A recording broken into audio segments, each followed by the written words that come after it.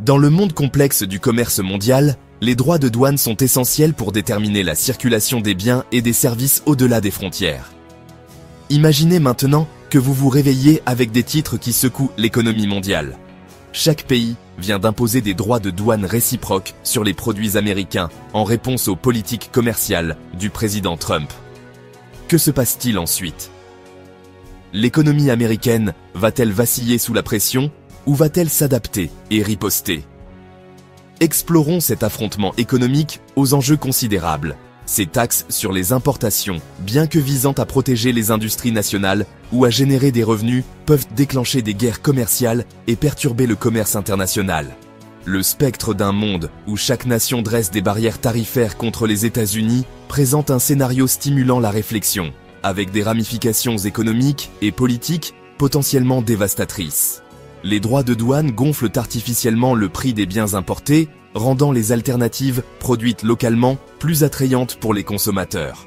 Bien que cela puisse offrir un bouclier temporaire à certaines industries, cela se fait souvent au détriment de l'efficacité économique globale et du bien-être des consommateurs.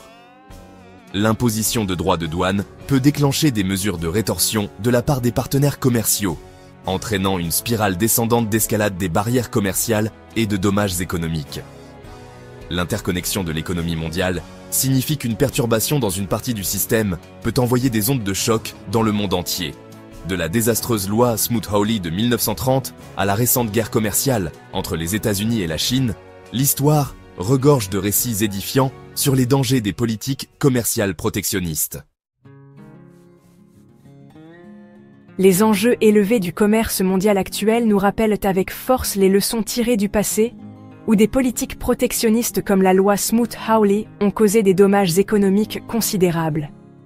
La loi Smoot-Hawley de 1930, promulguée au début de la Grande Dépression, visait à protéger les industries américaines, mais a finalement eu des conséquences dévastatrices pour l'économie mondiale. Elle promettait de soutenir les agriculteurs et les entreprises américains en augmentant les droits de douane sur plus de 20 000 produits importés. Cependant, au lieu d'apporter un soulagement, elle a déclenché une guerre commerciale mondiale. D'autres nations ont riposté avec leurs propres droits de douane, faisant chuter les exportations américaines de 7 milliards de dollars en 1929 à seulement 2,5 milliards de dollars en 1932. Les exportations agricoles ont chuté d'un tiers et le commerce international s'est effondré de 65%. Au lieu de protéger l'économie, la loi a aggravé la crise, étranglant le commerce mondial et aggravant la Grande Dépression. Plus récemment, la guerre commerciale entre les États-Unis et la Chine, qui a débuté en 2018, fournit un exemple contemporain des retombées économiques et politiques qui peuvent résulter des batailles tarifaires. Les deux géants économiques se sont livrés à un échange de droits de douane, œil pour œil, ciblant des milliards de dollars de marchandises de part et d'autre. La guerre commerciale a perturbé les chaînes d'approvisionnement mondiales, augmenté les coûts pour les entreprises et les consommateurs, et alimenté l'incertitude dans l'économie mondiale. Ces exemples historiques soulignent l'importance d'aborder les droits de douane avec prudence et de comprendre leur potentiel à déstabiliser le système commercial mondial. Imaginez un monde où chaque pays s'unit pour une cause commune. Imposer des droits de douane sur les produits en provenance des États-Unis. Ce scénario sans précédent, bien qu'apparemment improbable, constitue une expérience de pensée précieuse, nous forçant à affronter les conséquences potentielles d'un protectionnisme extrême. L'impact immédiat se ferait sentir le plus durement par les entreprises et les consommateurs américains. Avec des droits de douane qui font grimper le coût des biens importés, les consommateurs américains seraient confrontés à des prix plus élevés pour tout, des appareils électroniques et des vêtements aux automobiles et à la nourriture. Pendant ce temps, les entreprises américaines, qui dépendent de composants ou de matières premières importées, verraient leurs coûts de production monter en flèche, comprimant leurs marges bénéficiaires et pouvant entraîner des pertes d'emplois. Remplacer les importations taxées dans l'économie américaine est un défi complexe. Le Canada, le Mexique et la Chine fournissent 60% des produits d'aluminium, de bois d'œuvre et d'énergie du pays, ce qui rend la diversification difficile. le développement d'infrastructures énergétiques alternatives prend des années, et les États-Unis restent fortement dépendants de l'électricité canadienne, en particulier dans le nord-est, ainsi que du pétrole brut en raison de la proximité géographique. En décembre 2024, le Canada exportait 4,2 millions de barils de pétrole brut par jour vers les États-Unis. De même, près d'un tiers des fruits et légumes consommés aux États-Unis proviennent de ces trois pays. La production agricole nationale est limitée par des facteurs environnementaux, ce qui oblige les États-Unis à importer de régions plus éloignées, augmentant ainsi les obstacles logistiques et les coûts d'expédition. Les retombées économiques d'une guerre commerciale mondiale ciblant les États-Unis seraient rapides et graves. L'interconnexion de l'économie mondiale signifie qu'une perturbation dans une partie du système peut rapidement se transformer en une crise généralisée. Les États-Unis, en tant que cible de cette guerre commerciale hypothétique, supporteraient sans aucun doute le poids de la douleur économique. Ce choc économique se répercuterait dans toute l'économie américaine, affectant tout, des dépenses de consommation aux investissements des entreprises et aux recettes publiques. La douleur ne se limiterait pas aux côtes américaines. Les pays fortement dépendants du commerce avec les États-Unis, tels que le Canada, le Mexique et la Chine, connaîtraient des ralentissements économiques importants à mesure que leurs exportations chuteraient et que leurs économies seraient aux prises avec des perturbations de la chaîne d'approvisionnement et une baisse de la demande. Les turbulences économiques de cette guerre commerciale mondiale déclencheraient des répercussions sociales et politiques généralisées. Dans le paysage chaotique d'une guerre commerciale mondiale, identifier clairement les gagnants et les perdants s'avère une tâche complexe. Si certains pays et industries pourraient reconnaître des gains à court terme, les conséquences à long terme d'un système commercial mondial fragmenté l'emporteraient probablement sur tout avantage temporaire. Les pays moins intégrés à l'économie mondiale et ceux dont les marchés d'exportation sont diversifiés pourraient se retrouver relativement à l'abri des pires retombées économiques. Ces nations pourraient potentiellement capitaliser sur le vide laissé par les États-Unis dans certains secteurs, en augmentant leur part de marché et en forgeant de nouvelles relations commerciales. Aux États-Unis, certaines industries nationales protégées de la concurrence étrangère par des droits de douane pourraient connaître un essor temporaire. Qui a à gagner de ce changement?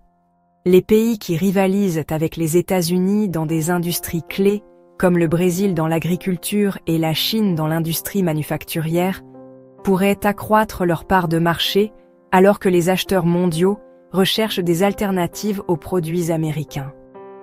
À l'inverse, les nations fortement tributaires du commerce américain, comme le Canada et le Mexique, pourraient en faire face à l'incertitude économique. Cependant, ces tarifs étant imposés plutôt que négociés, le sentiment du public pourrait alimenter une poussée vers l'autosuffisance, incitant les consommateurs à privilégier les produits fabriqués localement, une tendance qui gagne déjà du terrain au Canada. Soulignant ce pivot stratégique, le nouveau Premier ministre canadien, Mark Carney, a choisi la France et le Royaume-Uni pour sa première visite officielle, contournant les États-Unis, dans un effort clair, pour diversifier ses partenariats commerciaux et de sécurité tout en réduisant sa dépendance à l'égard de son voisin du Sud. Les plus grands perdants? Les entreprises américaines qui dépendent des marchés internationaux et les consommateurs qui ressentiront les effets de la hausse des prix et de la réduction des choix. En fin de compte, ce sont les consommateurs ordinaires qui supporteraient le poids de ces politiques protectionnistes, confrontés à une augmentation des coûts et à une disponibilité réduite des produits. Les ramifications politiques et diplomatiques d'un mur tarifaire mondial contre les États-Unis seraient profondes. La communauté internationale, déjà aux prises avec des tensions croissantes et des rivalités géopolitiques, se retrouverait à naviguer dans un nouveau paysage périlleux défini par la méfiance, l'incertitude et le spectre d'une guerre économique.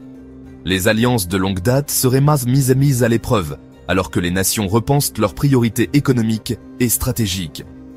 Les conséquences diplomatiques pourraient être graves, les États-Unis pouvant riposter par des droits de douane encore plus élevés, dégénérant en une véritable guerre commerciale mondiale. Les alliés pourraient s'éloigner, forgeant de nouveaux accords commerciaux qui marginalisent l'influence américaine. Les États-Unis chercheraient-ils à renégocier des accords et à reconstruire des relations, ou à doubler la mise sur les politiques protectionnistes? Le monde les surveillerait de près. En tant que nation longtemps positionnée comme un leader économique mondial, les États-Unis pourraient se retrouver plus isolés que jamais sur la scène internationale.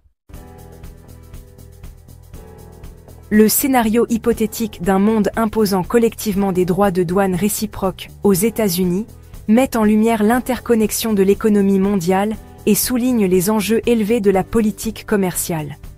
Bien qu'il reste incertain que ce scénario se réalise, il met en évidence le potentiel des mesures protectionnistes à perturber le commerce mondial, entraînant des turbulences économiques et une instabilité géopolitique accrue.